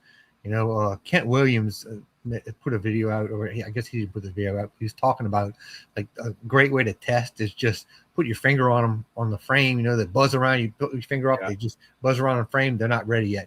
You put your finger on, they buzz around, and then they take off in the air. Well, that drone's been out the colony. It's okay now. Huh. And I'm like, I heard that this year. I'm like, that's a great way to explain it to people. That's easy for anybody to do. You know? Yeah. He had mentioned that, Brian, when we were sitting down in the back of that room in St. Louis this year when he was talking to us. So yeah, that was pretty cool. So all right, so the website is vshvirginqueens.com. Do I have that right? Yeah, it's northshorebees.org. I don't do any of the web stuff. And when she moved it, now it shows up as VSH Virgin. I had to write it down so I could remember. I always tell people northshorebees.org, but when you go to it, it's going to say vshvirginqueens.com. You know, so that's probably a better way to do it. I just have northshorebees.org on stuff already. So I'll type it all here in the chat. And then, of course, obviously that question came up about where you ship. You ship everywhere. Well, in the continental United States, I'm not going to ship to Hawaii. Well, yeah. That's what I meant. Yeah.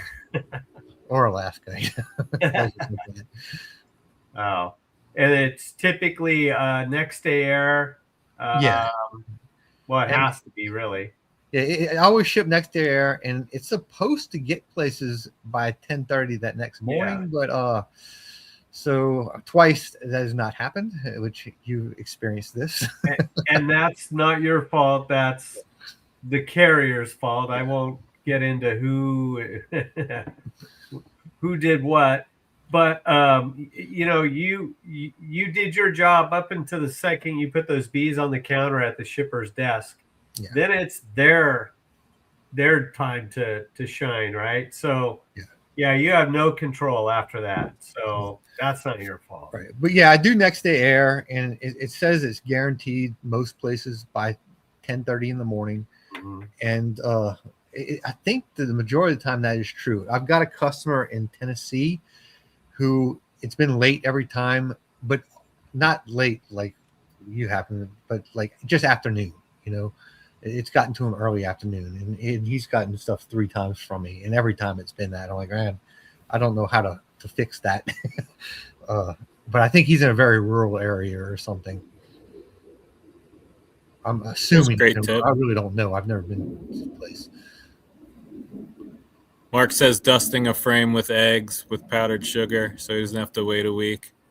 So I'm inferring Mark is saying that they're going to remove those eggs, so they're not going to make queen cells out of them. So that saves them having to go back a week later and cut back those queen cells.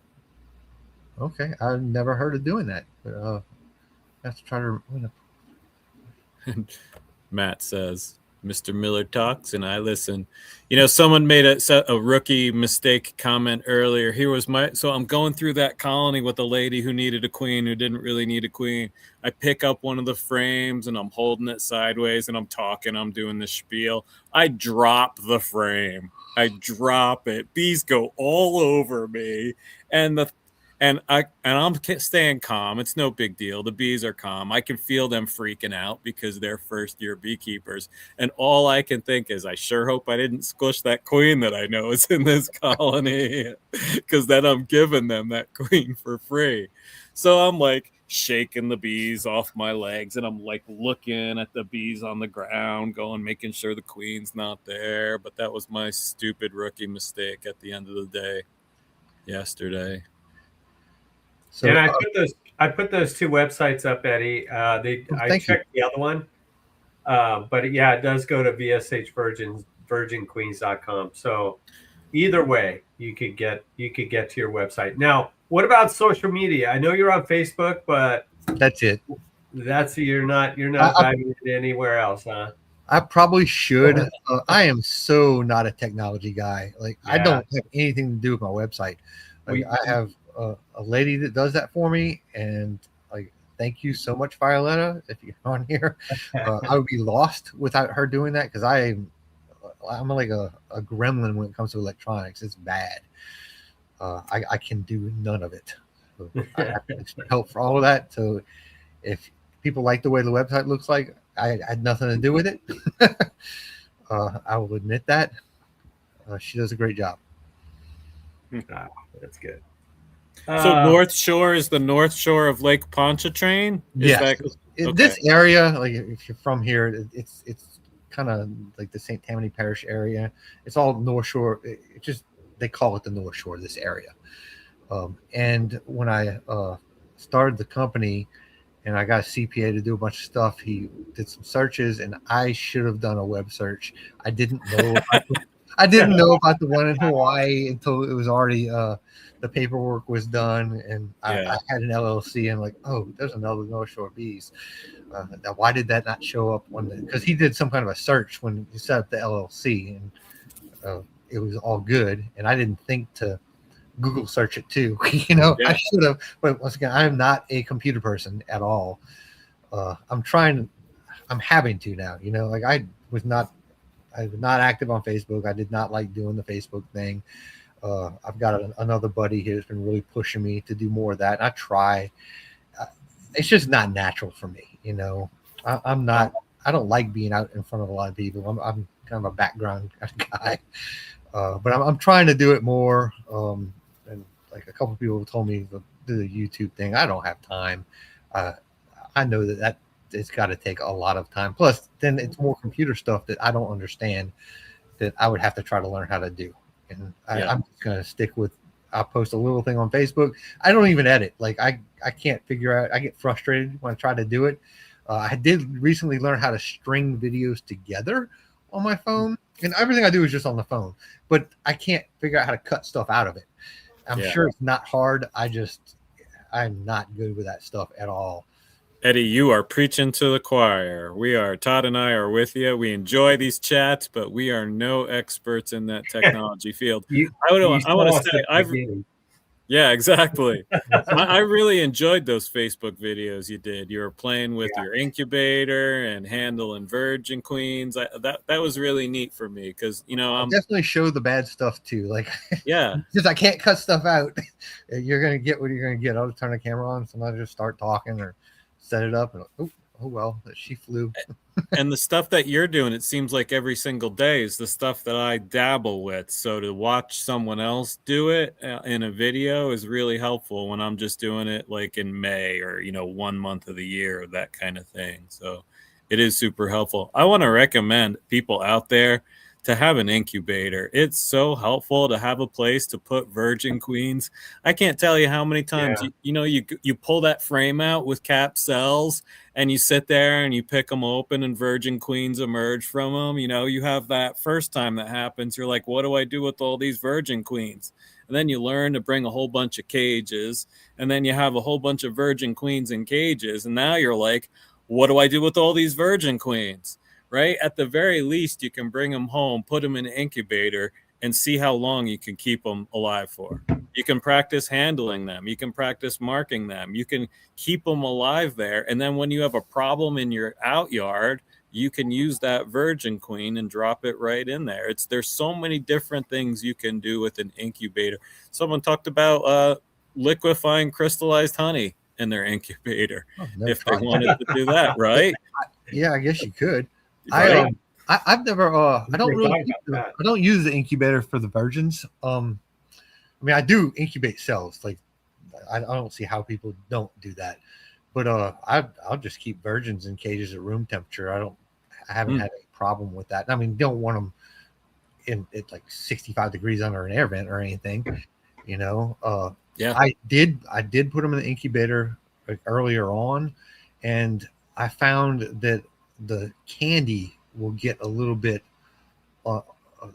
it can get a little sticky, and you can end up having some problems with the candy because the incubator is usually real high humidity too and hot. I mean, it does work, but you just gotta be aware that your candy might get a little sticky in there and get all over the bees that are in there. But I use an incubator to, like, I pull my cells. I used to pull them 5 days after I graft. Now I'm pulling them when I'm going to graft again. I'm just not doing the extra damage, letting them sit in there another couple of days. And then I pull them out, put them in the incubator, and graft right into it. And I haven't had a problem since I started to do that. And early on, I would let stuff immerse in the incubator, and that got old quick. I don't do that anymore. I made up some bank frames. And there's a company, Easy Peasy, that makes great little cages. I don't have them yet. I already had a ton of roller cages, so I just kind of rigged up some frames that hold 2 rows of roller cages with a bar and a bunch of fishing line, and it works fine for me. And I just put the cells, just gravity holds them in. I put them into a banking colony, which is just a strong double deep that I've pulled 2 frames of. I put a third deep on top of a queen excluder, pulled 2 frames of brood up into it, and I put the frames in there to emerge. And when I started doing that, my queens started looking so much better. I mean, not that they were bad before, but I'll go and pull those stuff out after 2 days after they emerge, usually, because they're emerging on Sunday. And then if I got ship stuff, it's on Tuesday, right? And they just look so much more lively, and I swear they look bigger, but I mean, it could be my imagination. But I feel like when they come out in a hive, they get fed royal jelly right away. Where if they're coming out in an incubator, you're going to give them a little bit of crystallized honey or water, and really in a hive, that's not happening. I mean, when they come out, they're going to go straight to some honey, like a cell with some nectar, and they're going to eat it right away. But then they're going to start getting taken care of by the other bees pretty quickly, you know, and get fed through trophallaxis, and they're getting royal jelly. Then I think that's what's happening when they come out in a bank. I think you just get a better quality queen like that. And the other thing that happens, I haven't seen much of this, but so what I'm going to be telling you is mostly what I'm hearing, but I'm hearing from people that know more about it than me. It's another culling step.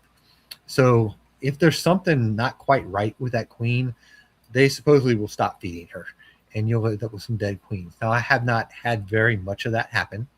The ones in this batch that just came out, there was one that they evidently didn't feed. I mean, she was just curled up on the. She merged, but she was curled up on the bottom of the cage and dead. But it was one out of, like, what was it? That batch was 80 something, you know. And the rest of them look great. How long can you bank a virgin for before it becomes too long for her to, to get mated? That's up for debate too. Let's debate. 3 weeks? I don't feel. I think 2 weeks is pushing it, but okay. I mean, we have a guy down here that's been doing this a lot longer than I have. That he says he's seen queens not get mated till over 21 days. Yeah, like I wouldn't want that to happen. You know, I feel like if I've had stuff in a bank, like I feel like I need to get something in the hive at the very latest 7 days after it's emerged. I'm not saying that it definitely has to be in there at the 7-day mark, but I'm starting to feel a little iffy about it because I mean she's not going to get in there and go to mate flight right away. I guess she could, but I'm trying to experiment with that a little bit. I used to think the quicker the better, but like I say now, Kent and I are playing around with holding them for like 5 to 7 days and seeing what's happening. And I might try a few more a little bit later and see what happens. I just haven't really done it yet. I'm kind of running behind on all the things I want to do and all the things I have to do at this moment. Like I say, I'm a one-man show and I'm running. I mean, it's a lot of colonies for one man. I guess it's not. Yeah, you got a lot. Yeah, you got a lot going on. Yeah, I got a lot. It's funny. It's funny that Clay makes this comment because at some point I got tired of feeding those virgins in the incubator, and I was like, "Why am I doing this?" So I had a nuke that went laying worker. I put in that easy peasy frame. It's got that nice little framework where those little cages fit right in. I had like 8 of them straight across the bottom. They took care in a laying worker colony. So I moved it. So a lot of the oldest of the laying workers went somewhere else after I put them in there. But they took care of all of those. I brought them down to 2. Then I released a virgin into it. And that virgin is now mated in that colony. So it was a great way to just take a little laying worker colony. Like, what the hell am I going to do with this? And put them to work. And it was great. But that easy peasy system. Yeah, it's really nice. I'm going to probably switch to it because what does happen to me, and this happened, the last 2 batches, it didn't happen at all, but it was happening often. A couple of them will get out of the way I'm doing it. And this kind of baffled me at first. When they get out in that bank, they're above a queen excluder, a queen right hive, right? When they get down to that queen excluder, they ball them or kill them. I don't understand it. So they take care of them when they're in the cages, but when they get loose, they kill them. So any that get loose, when I find some that are empty, I'm like, oh, I gotta go look and see what's going on. They're always dead on the excluder. It's very strange. That is interesting. This is interesting too, Mark. I didn't see that, but they were starting to, just like on a grafting frame, they were starting to build wax in the top part where I didn't have anything. So they were filling wax in the gaps. I didn't see that part, but maybe I go in enough that they haven't done that. So I had one, and this is another weird thing that happened, I guess, 2 weeks ago. So I'm using the roller cages to emerge in, right? One queen out of 3 banks, one queen, they filled in every single hole in that roller cage. Wow. Like they put her in a little cage. I'm like, what in the world does that mean? Wow. It was just the one, Yeah. Well, I'm definitely not shipping that one to somebody. I don't know if that means there's something wrong with it or what's going on. They didn't like her. I put her in a hive and she got mated and she's doing fine. Wow. I've seen them do that to the roller cages as I've put queens into a colony. Yeah. I've seen them do that to the roller cages when I put a queen in a colony and then I haven't released her yet. They'll start to fill in those holes. But then you go back a couple days later, release her. So she's not dead at that point. But then I look at the cage and I'm like, I'm not sure I want to use this again because it's half filled in. Yeah. I took a razor knife and took too much time. I'm like, next time I do this, I'm throwing it away. But I've never introduced in a roller cage. Like I just use the roller cages for emergence. Okay. And then there's another guy who is doing the 3D printed cages. Was it RPB Works? I bought a bunch of those. Those were okay, but they weren't very strong. So a couple of them broke on me. But they had like huge holes all the way around and then a cap on top and bottom you can take off. So that part was really nice. I think just the holes were too big. So it just the cage itself wasn't as sturdy as like the Easy Peasy ones. Yeah, I think the Easy Peasy is a really good product. Like, yeah, I do too. I have some, and I was going to use them, and I was going. Then this year I was going to go buy a bunch of them. I'm like, man, I've got like. Got to use up what you have. Yeah. Excuse me, and And I went to order them, and like I'm gonna order what 150 of these. And I'm just gonna wait another year. Well, Brian, should we start wrapping it up here? It's been Yeah, Eddie, what a great conversation. This is so yeah, neat to hear Somebody you. asked earlier if I shipped to West Virginia. West Virginia. I Yeah. haven't, but I will. Yeah. Cool. Sorry, I didn't mean to cut you off there, Brian. Yeah, no worries. Well, if you want to get queens from Eddie, do you have time left this year? Like, what's your when do you stop rearing queens or getting queen cells? As soon as I start seeing stuff that doesn't look right, Yeah. like I started to say earlier, like when you asked when I start doing it, that I'm reluctant to sell stuff too early because I worry about people getting stuff before there's enough drones, and then they don't get mated well, and then they're gonna say, "Oh, this wasn't a very good queen," but it's just that they got it too early, Sure. Yeah. Sure. So I can't stress enough: don't get a version from anybody too early. Make sure you've got plenty of drones in your area flying before you do that.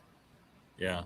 Now, a lot of times, I know there's data out there around mated queens and shipping them and the heat exposure and the damage that can happen to the sperm. That's one of the benefits, though, of shipping virgin queens is that, that heat exposure might damage them, but the potential to damage them, I think, is going to be less because it's the sperm that the studies have showed that the data has that is impacting the queens that way. So I think if you are going to purchase queens being shipped out, I think it is a safer way to do it with virgin queens.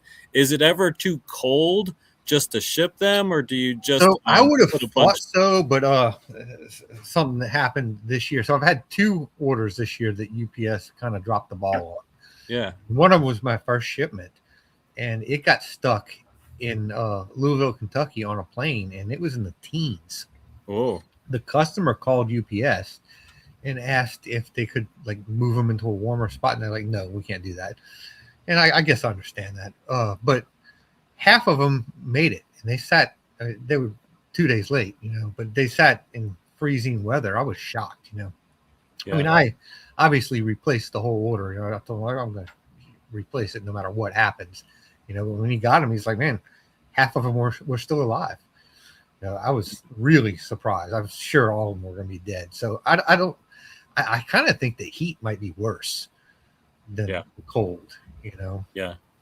And you can always put more nurse bees in to supplement to keep them warm. But that's a fine line. I generally don't. I put 3 is what I do, So you don't put them in a battery with bees in the battery. There's just dependence in each cage. If somebody was really wanted it and they were adamant about it, I would do that for them. Okay. But there are a few reasons I don't want to do it. If for some reason it has to get opened someplace, that's no good if you got loose bees. And the other thing is I don't have bees here where I live, and I'm shipping from right down the street. So I like to give them water right before I walk them into the UPS store. So I literally drive to the UPS store. I'm in the parking lot, and I'm giving them water in the parking lot, and then wrapping. I can bring all the stuff with me. Now, sometimes I'll do it because the UPS store is 5 minutes away. Sometimes I will do it right before I leave the house, but bottom line is I want to do it as late as possible. I want them to get some water before they go. And if I have to shake bees in, that means I'm going to have to do it before I leave my yard up in Folsom, which is a ways away. So I'm not going to be able to do anything to them for a while. And I want to drop them off within an hour of the pickup. So they pick up late here. So I get there at 4 something and drop them off. So they're not sitting there any longer than possible. I want to shorten the amount of time they have to stay in that box without anything as much as possible. Yeah, that makes sense. All right.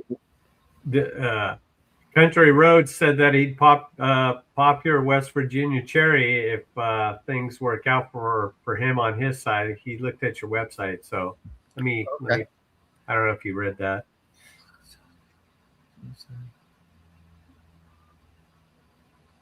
So it sounds like he's got a couple nukes. He might need something, something from you. So Okay, yeah. And my number's on there. Feel free to give me a shout. Uh, I'll work with people as much as I can.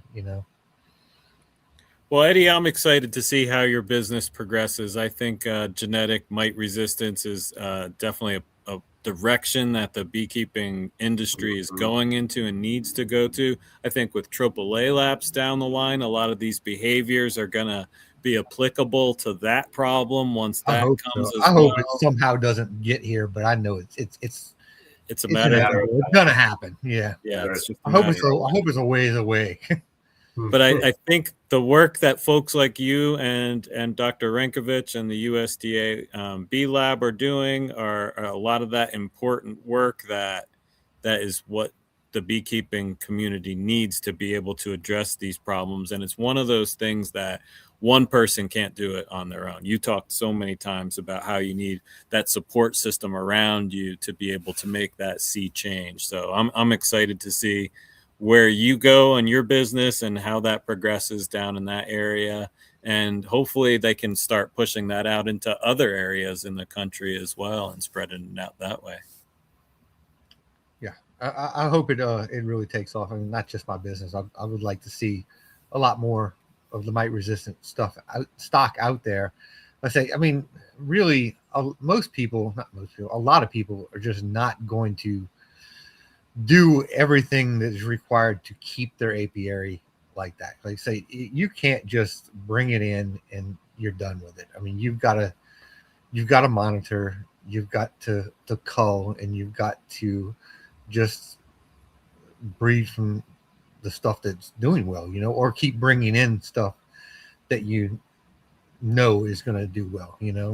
Yeah, and it's not a magic bullet, it's a tool, and every tool is used either properly or improperly. And I think a lot of times VSH or this kind of stuff has gotten a bad rap because people have expected that magic bullet when it's really it's really not. Yeah. I mean, you could get lucky and you get one that is really, really great right off the bat. But I mean, I'm 3 years into the program, and I did start. I mean, I might have had a little bit of a leg up when I started, because the guy that I got my bees from originally, he never treated. He was treatment free completely. So I had treatment free survivor stock to start off with also.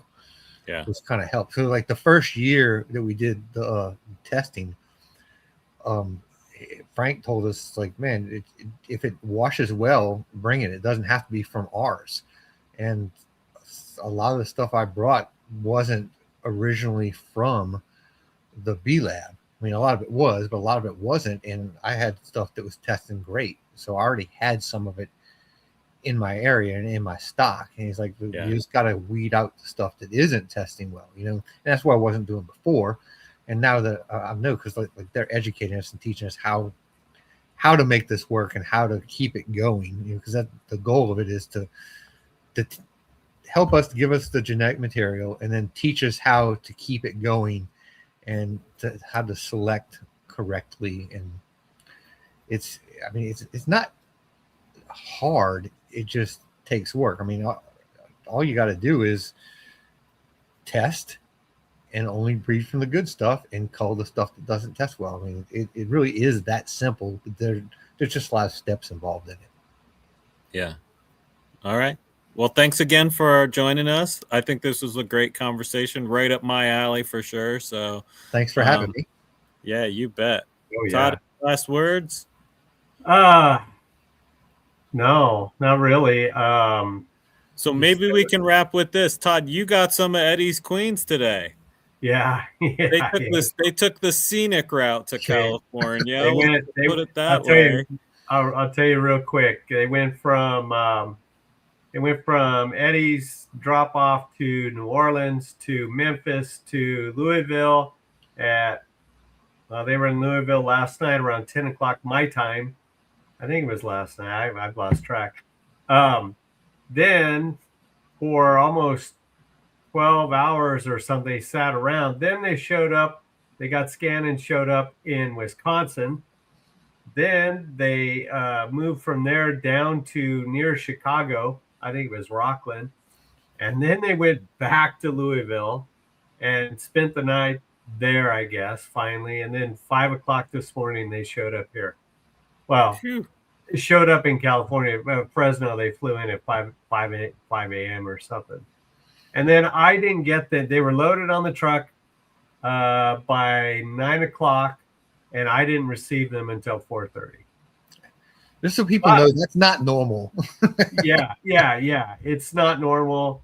Someone screwed up there somewhere down the chain of command. Something went haywire. But I will say this: that I think all of them are alive. There was only one cage that looked like, and I couldn't tell if it was the queen or if it was the worker, because I kept them in that little bank, and I put them in a big colony that I had a queen excluder on, so the bees can just feed them royal jelly, whatever, try to perk them up, and then tomorrow after work I'll put them where they need to go. But so would you say this was my point of bringing it up? In 2 weeks, would you be able to tell us about how introduction of those queens went and how they're looking? Yeah, absolutely. Yeah. So well, that'll be our 2 weeks. Yeah, I think so. Well, Maybe. probably. I might wait a month, actually. Okay. So that would be, oh man, that's July 2nd. Well, if we have a show on July 2nd, the next show after your show on the 18th. Yeah, we could do that. So I don't want to, I like leaving virgins alone for a good month. If it was, That's if right. they're already mated, then yeah, I would say, yeah, let's go see what's what. All right, and with that, we'll have to find out how they do. And we will be on your channel on the 18th, 2 weeks from 18th, tonight. So June 18th. Flower Street Farm channel on YouTube. Sounds good. All right, Eddie, have a great night. Thanks for joining us. Todd, have a great night. I'm so glad those queens got to you safely, buddy. Me too. All right. Everyone have a great night. We'll see you. You know the rounds. What's tomorrow night's Charlie, Joey Saturday, Gunline Sunday, etc. Start all over again. We'll see you. We'll see you in a couple of weeks, folks. All right. Good night, everyone. Have a great night. See ya.